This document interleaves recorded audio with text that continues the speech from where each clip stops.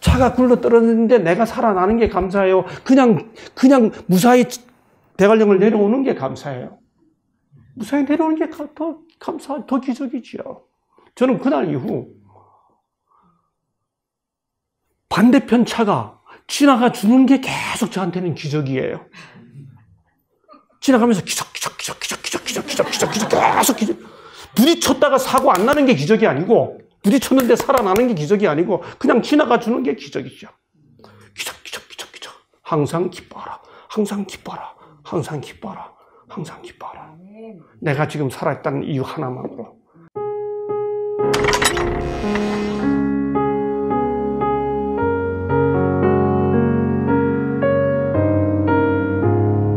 반갑습니다. 우리 하나님을 공유하고요. 전체 제목은 하나님의 뜻으로 사는 삶이라고 하는 제목으로 오늘 그 첫째 시간을 내일 그 둘째 시간 그렇게 가져보려고 합니다. 미국에 가면 현재 지구촌에서 그야말로 대학들이 모여 있는 그 리그라고 그러죠. 중에 명문 대학들만 모여 있는 이름하여 아이비 리그라고 하는 게 있습니다. 우리가 잘 들었던 하버드니 예일이니 뭐 그런 대학들 몇몇 대학들이 함께 모여서 원래는 이 스포츠 리그였습니다만 이제는 명문 대학의 리그가 됐죠. 이 아이비 리그에 지금 현재 20년째 3대 명강의가 있습니다. 여러분, 지구촌의 아이비 리그에 20년째 3대 명강의면 지금 지구촌에서 가장 유명한 강의입니다. 그 첫 번째가 하버드 대학교 마이클 샌들이라고 하는 교수가 진행하는 정의란 무엇인가라는 강의고요. 두 번째가 예일 대학교의 셸리 케이건이라고 하는 교수가 진행하는 죽음이란 뭔가라는 강의고, 세 번째로 같은 하버드 대학교의 탈 벤 샤하르 이스라엘 계통입니다. 탈 벤 샤하르 교수가 진행하는 행복이란 뭔가. 이 세 강의가 학기가 시작하자마자 다른 학생들이 미처 등록할 여지 없이 바로바로 그야말로 초인기 강좌입니다. 정의란 무엇인가? 모든 젊은이들의 가슴을 뛰게 하는 영원한 주제죠. 죽음이란 뭔가? 셸리 케이건의 이 강의는 인생의 근본 의미를 깊이 생각하게 만들어줍니다. 탈 벤 샤하르의 What is happiness? 행복이란 뭔가라고 하는 이 강좌는 미래의 행복을 위해 지금 뭔가를 희생하지 말고 지금 계속 행복하게 살아가는 것이 정말 삶을 행복하게 해준다라고 하는 메시지로 젊은이들의 가슴을 사로잡죠. 내일을 위해 지금 고통을 참아야지 라고 하는 대부분의 사람들의 삶을 뒤바꾸어 놓는 명강의 중에 명강의입니다. 여러분, 그런데 이 세 개의 명강의 중에 재미있게도요, 첫 번째 강의와 두 번째 강의는 다른 사람이 흉내를 못 냅니다. 마이클 샌들의 What is Justice? 아무도 대신 못합니다. 셸리 케이건의 무엇이 죽음인가? 아무도 대신 못합니다. 그런데 이 탈 벤 샤하르의 행복이란 뭔가라고 하는 이 강좌는 지금 전 세계로 나뉘어지고 있고요. 한국에만도 서울대학교를 비롯해서 행복연구소가 있습니다. 아예 서울대학교에도. 여러분 유튜브에 쳐서 행복연구소 뭐 이렇게 쳐보시면 수많은 강의가 거기 담당 교수가 최인철 교수라고 하는 분이 보급하는 내용들이 나와 있습니다. 왜 이 탈 벤 샤하르의 행복이란 무엇인가라고 하는 이 주제가 다른 두 개의 주제와는 달리 전 세계로 보급되고 있을까요? 이유는 간단합니다. 너, 나 할 것 없이 숨쉬며 살아가는 모든 사람들이 추구하는 궁극적인 가치가 행복이기 때문에 그런 거죠. 그래서 탈 벤 샤하르 교수가 몇 년 전 한국에 왔었습니다. 그 신문, 그때 왔을 때 기자가 이 탈 벤 샤하르 교수와 인터뷰한 내용을 신문에 아주 압축해서 실었습니다. 아이비 리그의 유명한 3대 명강의가 있습니다. 예일 대학교 셸리 케이건 교수의 죽음, 하버드 대학교 마이클 샌들 교수의 정의, 그리고 타우벤 샤흐르 교수의 행복이 바로 그것인데요. 1등만을 추구해온 하버드 학생들에게 내일의 성취를 위해 오늘의 행복을 포기하지 말라고 가르치고 있는 행복학의 타우벤 샤흐르 교수를 기자단이 인터뷰했습니다. 이런 쭉 내용 중에 이 기자가 이렇게 묻습니다. 교수님께 행복이란 뭔가요? 학문적으로. 그래서 요즘 이 학문을 뭐라고 부르는 The Science of Happiness. 행복학. The Science를 붙여서 The Science of Happiness. 강좌 책 제목이 그렇게 되어 있습니다. 교수님께 행복이란 뭔가요? 라고 묻자 샤흐르 교수가 학문적으로 행복을 정의합니다. 그가 한 대답은 다음과 같습니다.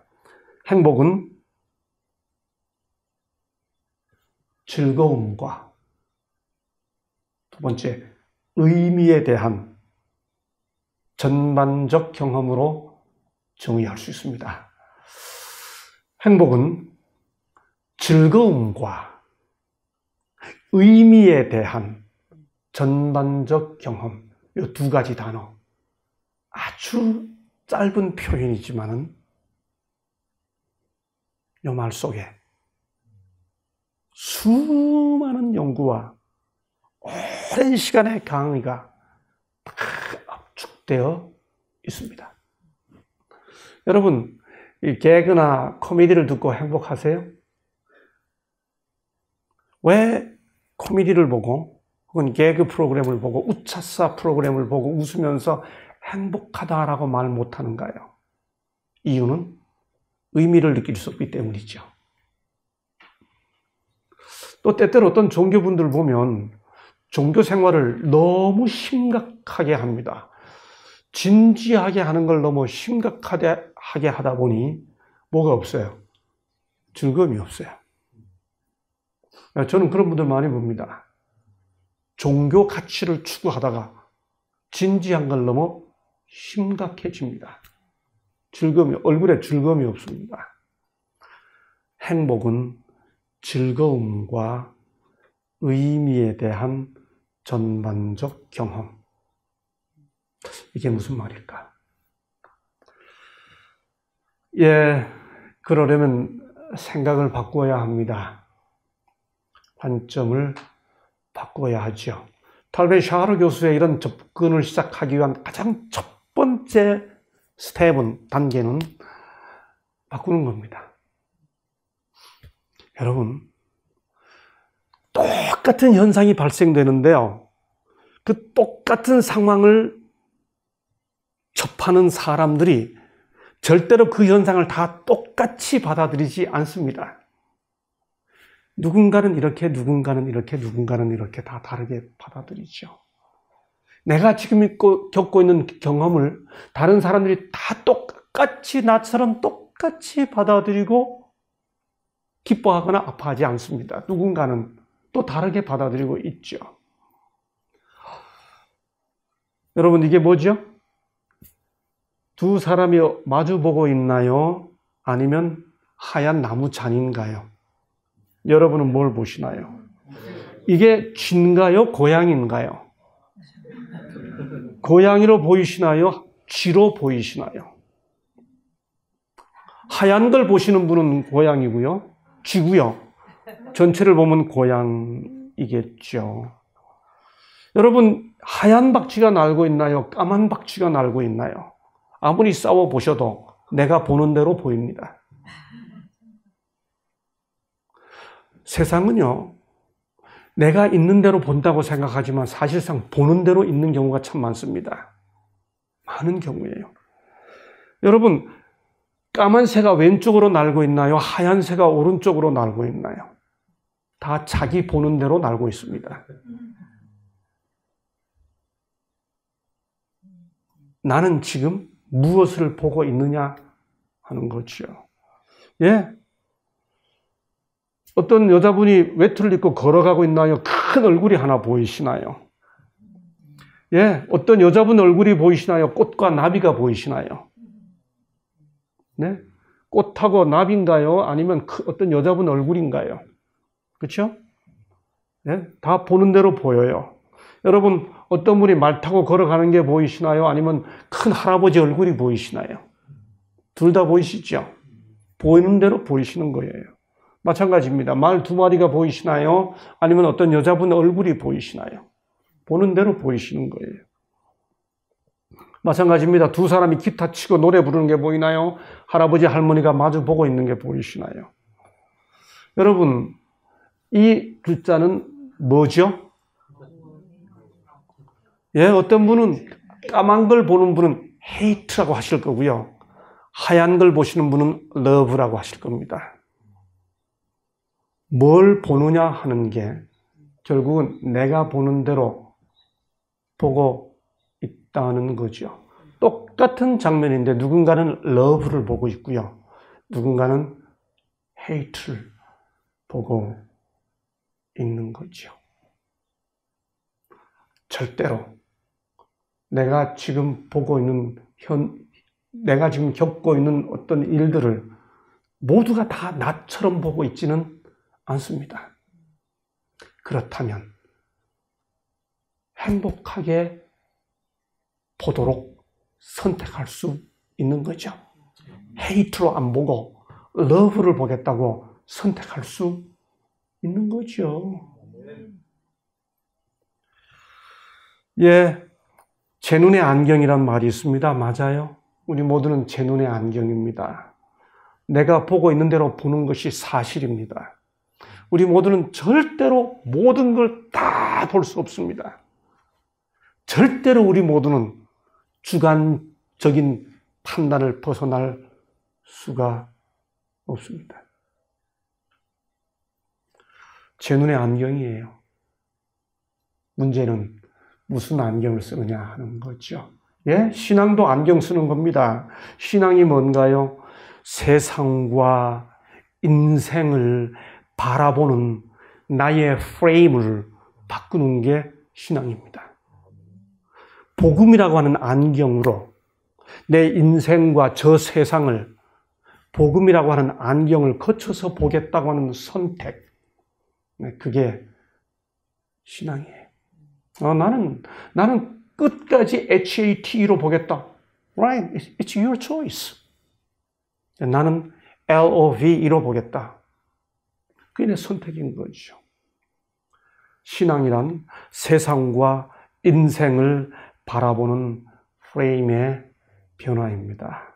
그렇게 생각을 바꾸고 관점을 바꾸면 많은 것들이 부정이 긍정으로 바뀔 수 있다는 겁니다.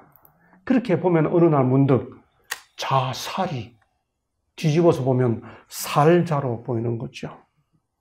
예, 우리가 겪고 있는 수많은 어려움, 역경을 어느 날 뒤집어서 보면 경력이 되는 거죠. 예, 내 힘들다.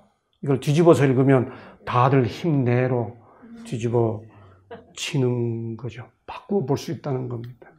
네. 어떻게 바꿀까요? 여러분, 이게 무슨 글자죠? 지금까지 드린 말씀대로 한번 요약해가지고 어떻게 볼까를 한번 선택해 보세요. 이게 뭘로 보이시나요? 여러분, 이 글자는 이대로만 보면 13도 되고 B로도 될 수 있어요. 그렇죠? 이걸 어떻게 보느냐? 이렇게 보고 물으면 아무도 확실하게 대답을 못 하세요. 그런데 이렇게 써놓고 보면 이건 분명히 B입니다. A, B, C예요. 그런데 반대로 이렇게 써놓고 보면 이건 분명히 12, 13, 14입니다. 어떤 프레임을 선택할 것이냐에 따라 똑같은 게 전혀 다르게 해석될 수 있는 것이죠. 같은 글자지만 어떤 프레임으로 보느냐에 따라 전혀 다르게 인지되는 겁니다. 전혀 다르게 받아들여질 수 있는 거죠. 예. 그렇다면 우리의 사고와 우리의 삶의 프레임을 어떻게 바꿀까? 어떻게? How? 어떻게 바꿀 수 있을까? 예, 성경에 보면 이런 표현이 있습니다. 여러분 모두가 다 아는 성경절이 뭘까 하고 제가 조금 고민했습니다. 이 집회 부탁을 받고 대부분의 사람들, 심지어 교회를 안 다니시는 분들일지라도, 아니 심지어 다른 종교를 가진 분이라 할지라도 한 번쯤은 들어봤을 성경절이 뭘까? 제가 생각하다가 이 성경절을 택했습니다. 더더군다나 하늘마을에 계신 분들은 아마 한 번쯤은 들어보지 않으셨을까 생각합니다. 항상 기뻐하라. 그가 뭐죠? 쉬지 말고 기도하라. 그 다음 뭐죠? 범사에 감사하라. 그런데요, 이렇게 세 가지를 말한 다음에 이어지는 성경절은 이렇게 표현합니다. 이것이 그리스도 예수 안에서 너희를 향하신 하나님의 뜻이니라. 여러분, 너희를 향하신 하나님의 뜻, 이렇게 표현되니까 항상 기뻐하라는 것이 우리를 향한 하나님의 뜻이니까 우리가 기뻐해야 하는 부담이 생기나요? 하나님의 뜻을 이루기 위해. 혹은 쉬지 말고 기도하라. 어떻게 쉬지 말고 기도해야 할까? 눈을 감으면 사고 나는데 어떻게 쉬지 말고 기도할 수 있죠? 이게 하나님 뜻인데 모든 일에 감사라. 이거 어떻게 할 수 있죠?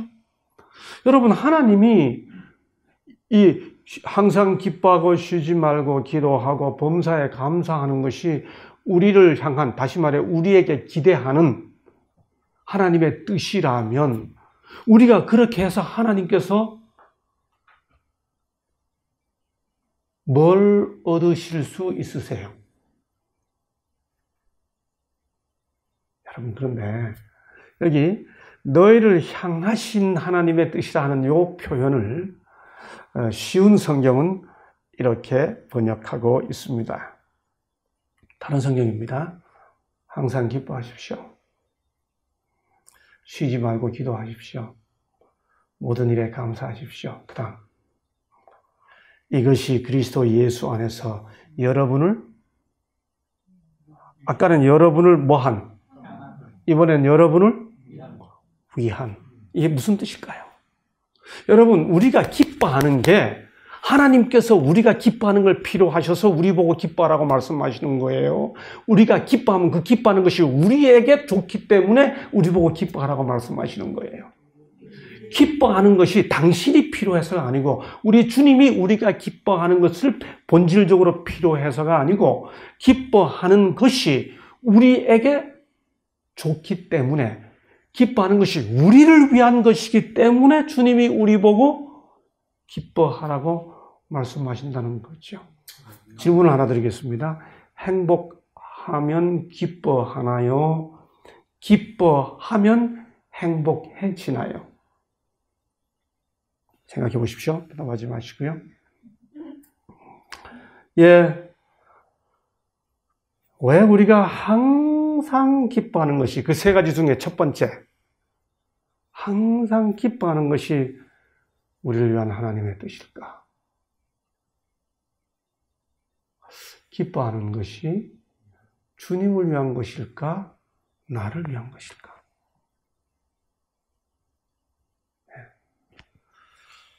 그런 질문을 가슴에 간직하시고요. 계속 말씀을 함께 나누겠습니다. 지금 보시는 사진은 2017년에 전 세계를 울린 사진입니다.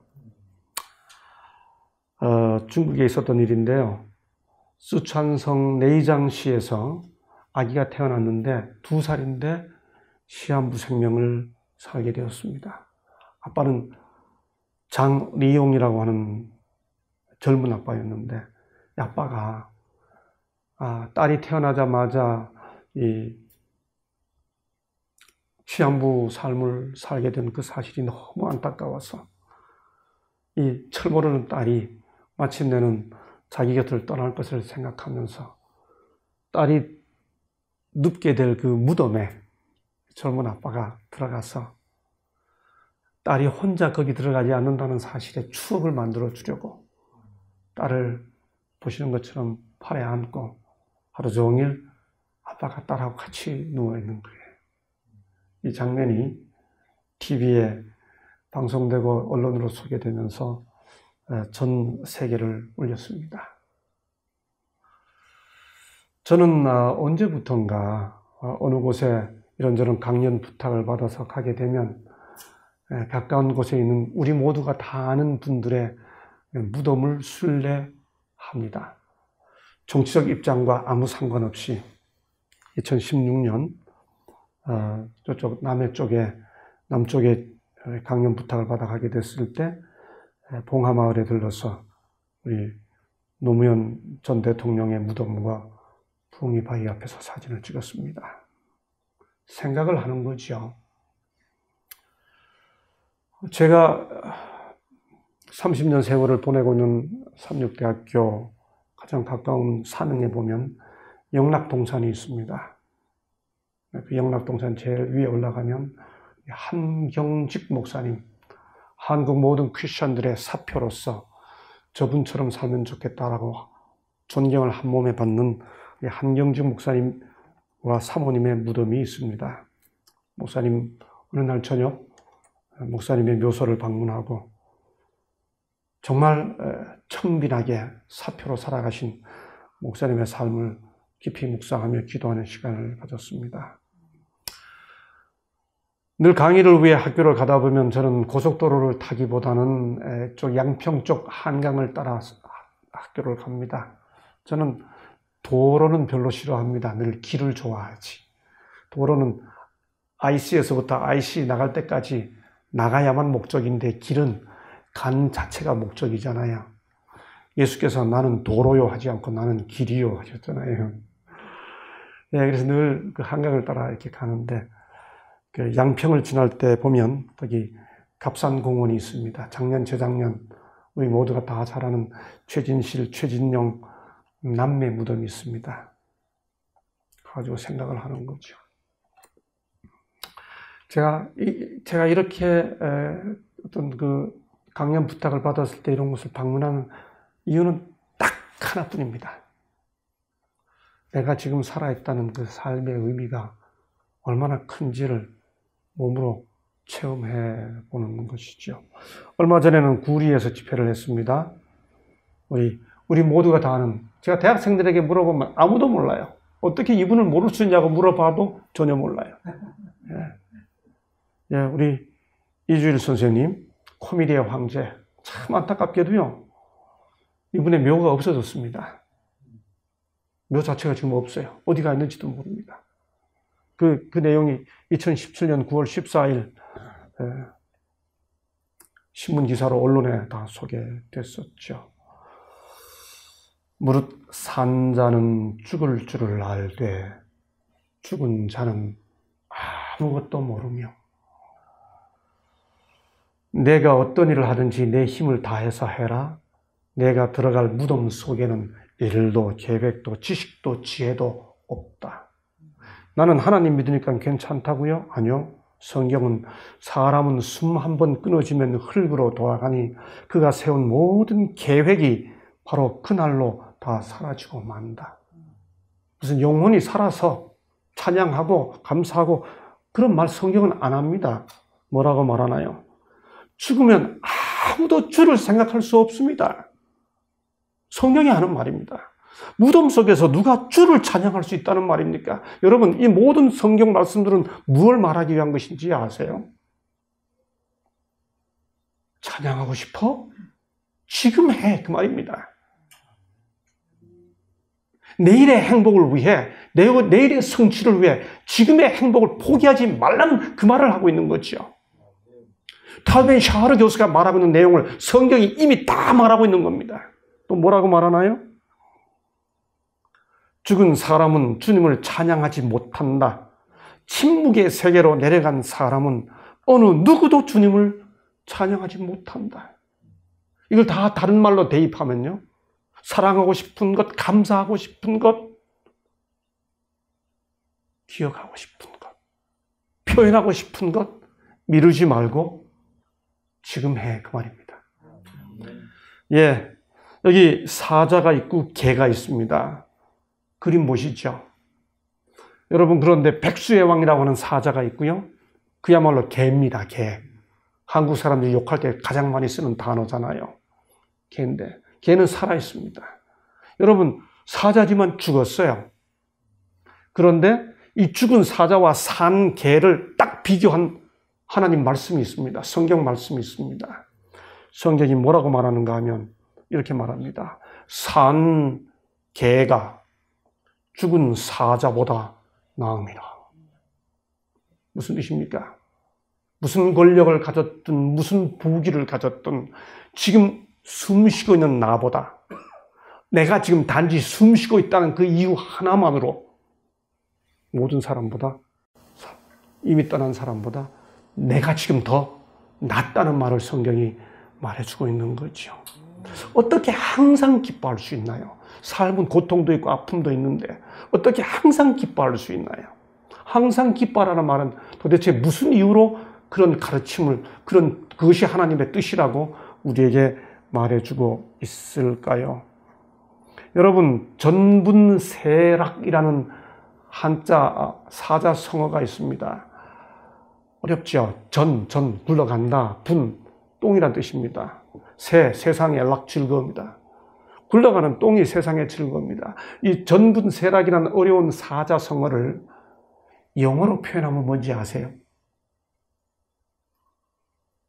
이걸 아주 순수한 우리 한국말로 표현하면 뭔지 아세요? 한번 상상해 보세요. 전분세락. 이 말입니다. 개똥밭에 굴러도 이승이 낫다. 진짜, 이거 제가 한 말이 아니고 진짜입니다.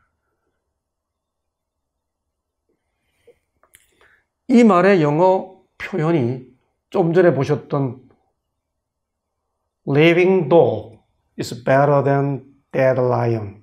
이 말을 그대로 옮겨놓은 겁니다. 산 개가 죽은 사자보다 낫다. 돌아가신 피천득 선생님, 서울대학교 영문학자인 피천득 선생님이 쓰신 이 순간 내가 별들을 쳐다본다는 것은 그 얼마나 화려한 사실인가. 오래지 않아 내 귀가 흙이 된다 하더라도 이 순간 내가 제구 교향곡을 듣는다는 것은 그 얼마나 찬란한 사실인가. 그들이 나를 잊고 내 기억 속에서 그들이 없어진다 하더라도 이 순간 내가 친구들과 웃고 이야기한다는 것은 그 얼마나 즐거운 사실인가. 두뇌가 기능을 멈추고 내 손이 썩어가는 때가 오더라도 이 순간 내가 마음 내키는 대로 글을 쓰고 있다는 것은 허무도 어찌하지 못할 사실이다. 문학자가 쓴 이 순간 살아있는 삶의 환희. 이 순간. 그렇습니다. 삶에 있어서 가장 의미가 있는 것은 다 내려놓고 여하튼 이 순간 우리들이 살아 있다는 사실입니다. 우리가 이렇게 함께 시간과 공간을 공유하면서 만나고 인사하고 같이 나누는 것도 여하튼 이 순간 살아 있기 때문입니다. 그렇습니다. 교육도, 사랑도, 성취도, 행복도 모두 살아 있기 때문에 누릴 수 있는 특권입니다. 그렇습니다. 그러므로 내가 지금 이 순간 살아있다는 이 사실에서부터 하나님의 뜻을 찾아가야 합니다. 항상 기뻐하라는 말은 조증 환자가 되라는 뜻이 아닙니다. 여러분, 언제라도 계속 웃기만 하고 있는 사람 보면 좀 겁납니다. 무서워요. 장례식에 갔는데 부모님 돌아가셨는데 어떤 분이 웃고 있어요. 그래서 이상해가지고 이렇게 끝난 다음에 어떻게 괜찮으시냐고 그러니까 우리는 뭐 부활의 약속이 있는데 왜 웁니까? 저는 그런 분 만나면요 감동받는 게 아니라 무서워요. 가서 산 사람도 만났다 헤어지면 눈물 나는 게 인지상정인데 어떻게 사람이 항상 기뻐합니까? 그 조증 환자지요. 그런데 성경은 우리 보고 항상 기뻐하라고 말하잖아요. 그게 하나님의 뜻이라고 말하잖아요. 그게 우리를 위한 거라고 말하잖아요. 어떻게 해요? 무엇 때문에요?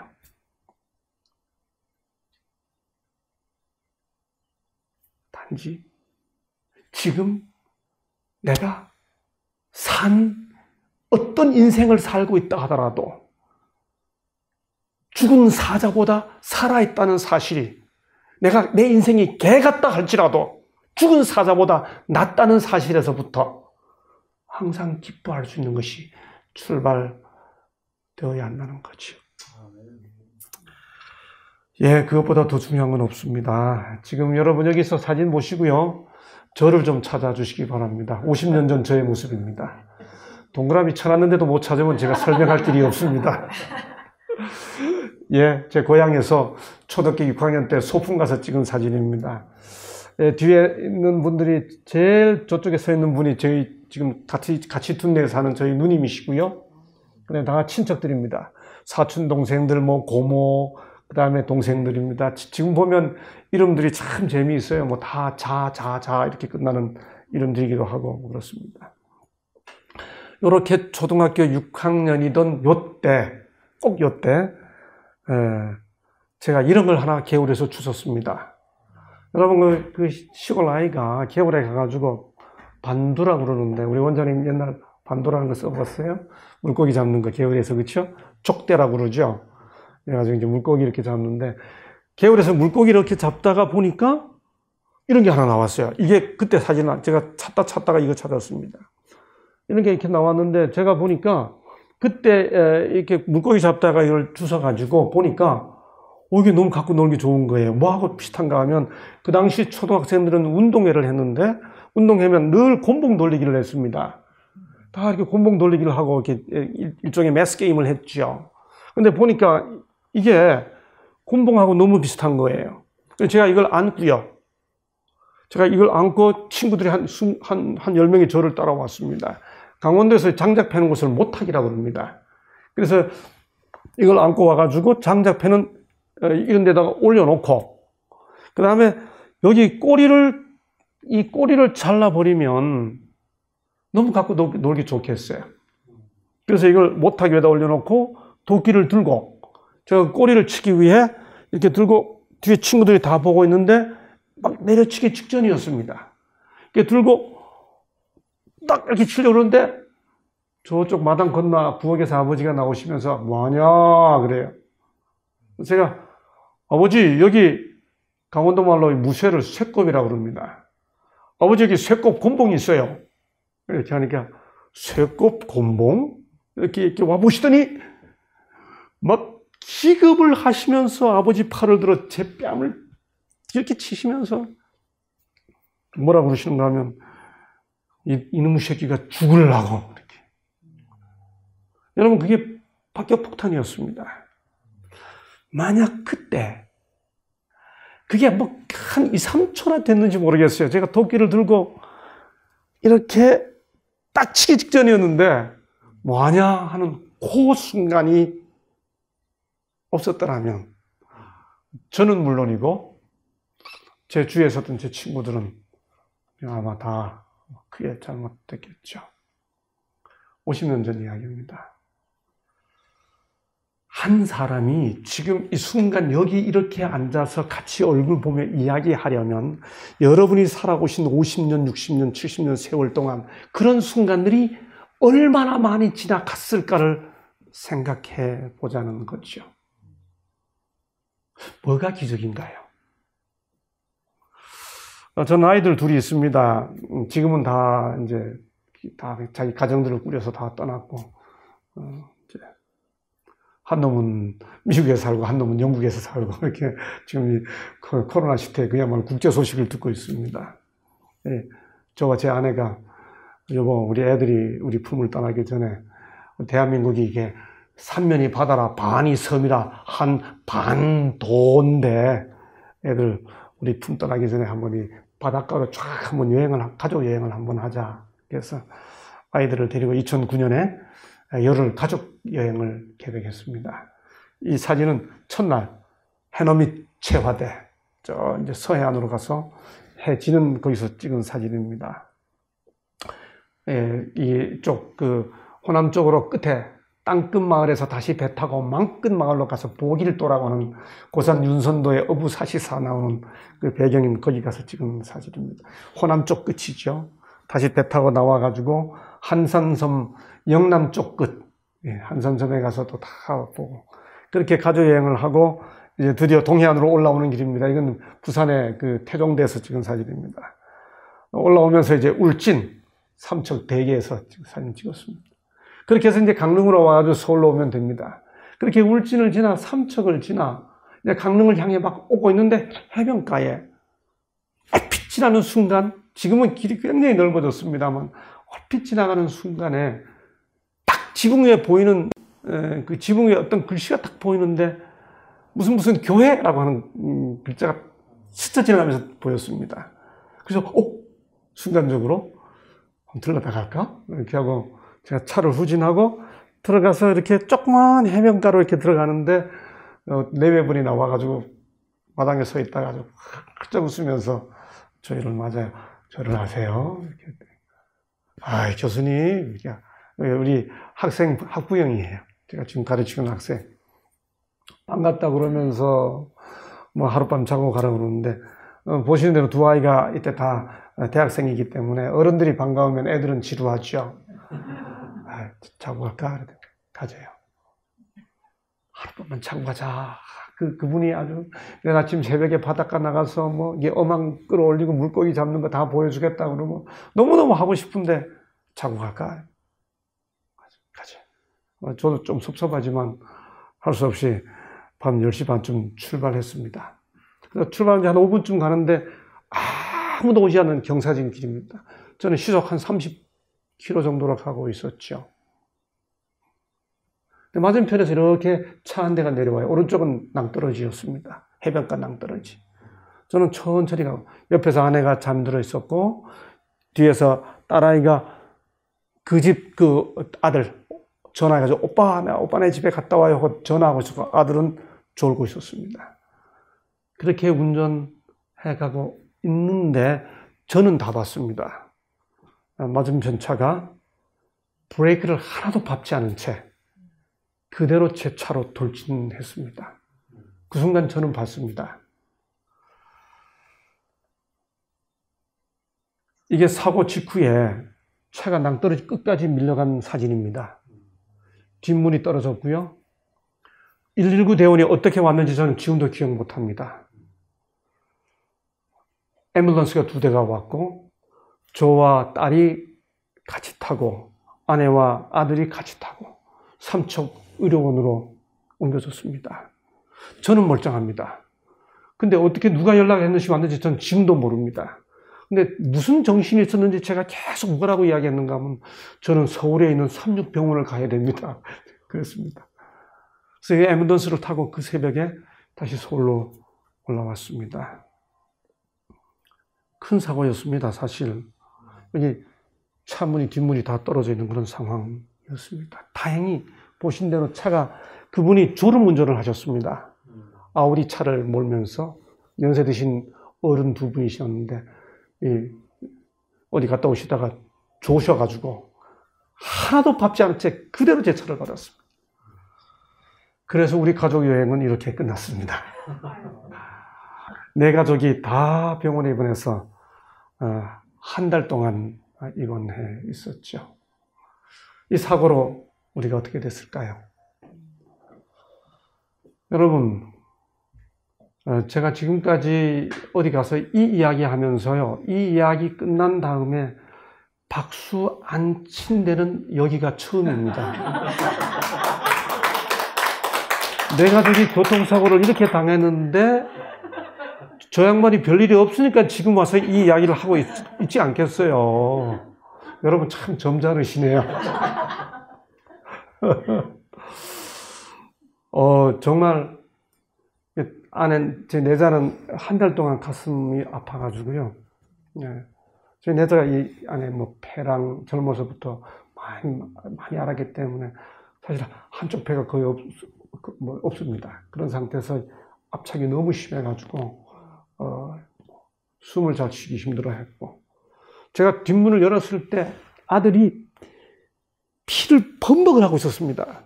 차문을 차에 불 나면 큰일이지 싶어가지고 내려서 딱 뒤를 봤는데 아들이 얼굴이 시뻘겋게 피가 있어서 제가 얼마나 놀랐는지 모르는데 나중에 들으니까 머리는 피가 나는 게 다행이라고 그러더라고요.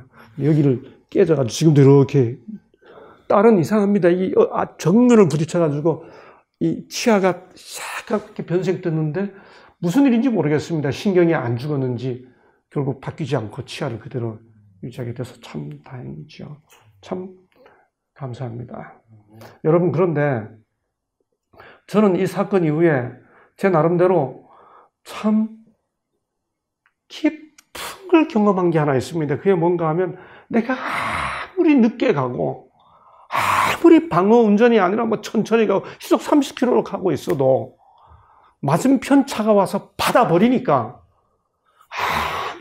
뭐 순간 어떻게 할 길이 없습니다. 여러분, 그렇게 큰 사고가 났는데 우리 가족이 아무 일 없이 이렇게 돼 있는 것에 대해 감사하죠. 여러분, 대관령 내려가다가 차가 굴렀어요. 굴렀는데 몇 바퀴를 굴러더니 차가 어쩌다가 나무까지에 탁 걸리더니 그 밑에 바위가 있는 거예요. 그 바위에 나무까지 탁 튕겨가지고 차가 그 바위에 털럭 주저앉더니 낭떠러지 안 떨어지고 차가 걸렸어요. 그 사이에 차를 기어 나와가지고 절벽에 딱 붙었는데 차가 떨어지는 거예요. 그래가지고 기어 올라와서 살았어요. 감사해요, 안 해요? 감사해요. 기적이에요, 안 해요? 여러분, 차가 떨어지다가 나무에 걸려가지고 절벽에서 걸렸다가 그 사이 빠져나와 살아가지고 목숨 붙이면 감사하다고 찬양하고 뭐 동네방네 다니면서 간증하고 난리가 날 텐데, 굴러 떨어지다 차는 굴러 떨어지고 나는 살고 나면 차 하나도 안 아까워요. 그런데 그게 더 감사해요? 그냥 내려오는 게 더 감사해요? 여러분, 근데 우리는 언제 감사를 느끼나요? 뭐가 기적인가요? 차가 굴러 떨어졌는데 내가 살아나는 게 감사해요? 그냥 무사히 대관령을 내려오는 게 감사해요? 무사히 내려오는 게 더 기적이지요. 저는 그날 이후 반대편 차가 지나가 주는 게 계속 저한테는 기적이에요. 지나가면서 기적 계속 기적. 부딪혔다가 사고 안 나는 게 기적이 아니고, 부딪혔는데 살아나는 게 기적이 아니고, 그냥 지나가 주는 게 기적이죠. 기적. 항상 기뻐하라. 항상 기뻐하라. 항상 기뻐하라. 항상 기뻐하라. 내가 지금 살아있다는 이유 하나만으로, 여하튼 오늘 내가 숨쉬고 있다는 이유 하나만으로, 이게 나한테 좋으니까, 이게 나를 회복시키니까, 나를 위해서가 아니고 너희를 위하여, 너희를 위한 나의 뜻이니라. 부모가 자식 보고 얼굴 좀 펴라고 할 때 그게 그 아이에게 좋기 때문에 그렇게 말하는 거죠. 자기가 그거 보고 기분 좋자고 하는 말이 아니고.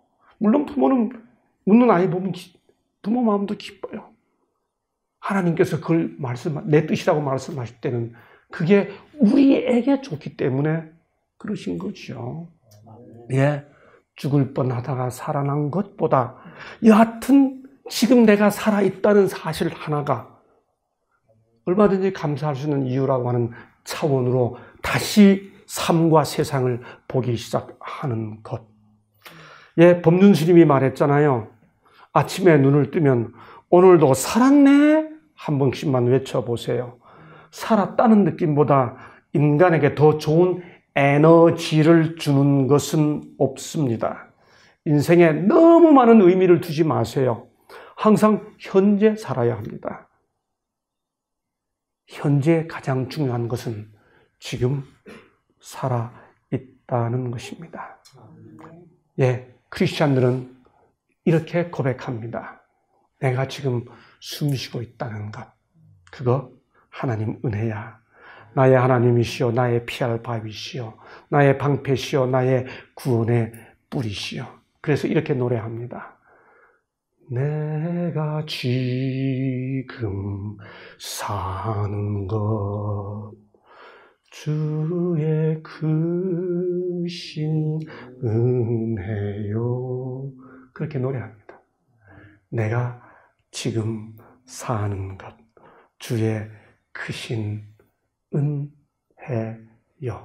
하나님은 사랑하시기에 살게 해주셨고 우리가 살아있기에 사랑하십니다. 하나님은 산자의 하나님이십니다. 지금 감사하고 찬양해야 합니다. 그게 나를 회복시키기 때문이죠. 물론 삶은 힘든 여정입니다. 시지프스의 신화처럼 감당할 수 없는 부담을 끊임없이 밀어 올려야 하는 부담이 힘듭니다. 그러나 행복은 즐거움과 의미에 대한 전반적 경험이라면 여기서부터 우리는 우리의 프레임을 바꾸어야 하는 거죠. 생각을 바꾸고 관점을 바꾸어 부정이 긍정으로, 자살이 살자로, 역경이 경력으로, 내 힘들다가 다들 힘내로 많이 들어보셨죠? 세상과 인생을 바라보는 복음의 프레임으로 그렇게 다시 바라볼 때 우리를 향한 하나님의 뜻 항상 기뻐하십시오. 쉬지 말고 기도하십시오. 모든 일에 감사하십시오. 이것이 그리스도 예수 안에서 여러분을 위한 하나님의 뜻입니다. 행복하면 웃을 거야 라고 생각하지 마시고요. 웃어서 행복해져야지. 그렇게 결심하시는 저녁 되기를 바라면서 말씀 마칩니다. 아멘. 목사님 부부를 보호해 주신 하나님께 감사하면서 오늘 참 우리에게 행복의 어떤 동기를 부여해 주신 우리 교수님께 우리 큰 박수 한번 부탁드립니다. 고맙습니다. 아버지 하나님, 살아오면서 이런저런 사연을 안고 이야기하기 시작하면 몇 밤을 지새울지 알지 못할 많은 이야기를 안고 있는 우리들이 같지 않은 상황 속에서 오늘 이 시간 여기 이 하늘마을 동산에서 함께 모여 같이 노래 부르고 같이 인생을 생각하고 의미를 생각하며 시간을 보낼 수 있도록 허락해 주셔서 정말 감사합니다. 아멘. 주님, 너무나 소중한 분들입니다. 한 분 한 분의 삶을 주님의 손에 그대로 안으시고 여기까지 인도하셨다고 저희들이 믿습니다. 아멘. 이 세상에 마치 그 한 사람밖에 없는 것처럼 그렇게 안으시며 보듬어 주시는 주님의 사랑이 오늘 이 저녁 그분들의 가슴 속에 조용히 다가갈 수 있도록 주님 역사해 주시옵소서. 아멘. 아버지 하나님, 웃을 일보다 울 일이 많은 것이 어쩌면 우리들의 삶의 현장인지 모릅니다. 그럼에도 불구하고 주님은 우리가 항상 기뻐하는 것이 우리를 위한 주님의 뜻이라고 말씀해 주셨습니다. 주님, 고생하는 자식을 보고 부모가 힘내라, 웃어라 라고 말씀해 줄 때 결국 그게 자식 자신들을 위한 것이라고 하는 사실을 철이 들어야 깨닫는 것처럼 이제 우리는 항상 기뻐하라는 말이 하나님을 위해서가 아니고 우리를 위한 것임을 이제서 겨우 깨닫습니다.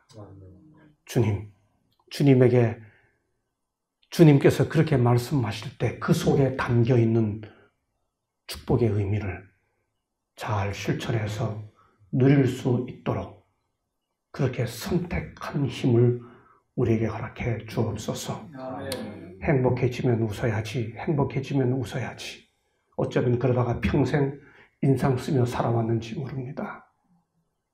웃기로 결심하면 행복해질 수 있다는 순서를 다시 한번 생각하면서 이 저녁 그런 마음을 갖도록 결심하게 해 주옵소서. 아멘. 모든 분들의 가슴 속에 주님의 용기와 위로가 함께 해 주시기를 감사하며 예수님 이름으로 기도하옵나이다. 아멘.